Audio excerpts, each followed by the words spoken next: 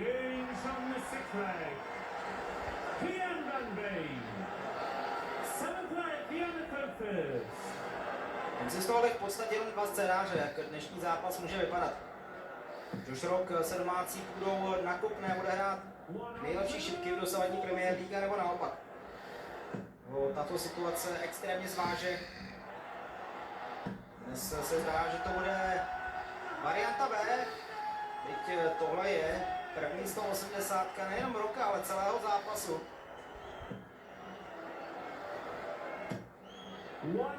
100.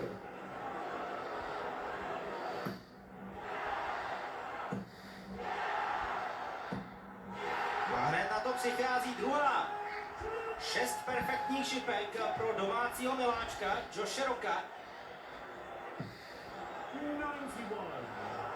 141 bodů na devítku.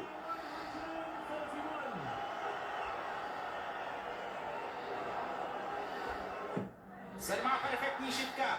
Osmá také double 12. Josh Rock na domácí půdě zavírá na 9 šipek. No tak to je neskutečné. Celý zápas Rocky neudělal téměř vůbec nic. Ale teď vytahuje devítku. Klobouk dolů.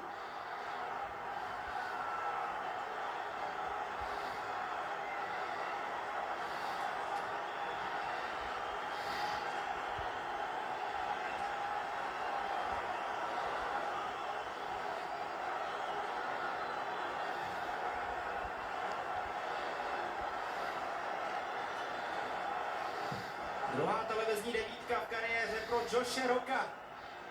Poté, co ji zavřel na Grand Slamu Michael van Gerwenovi. Tyhle obrázky prostě mluví sami za sebe.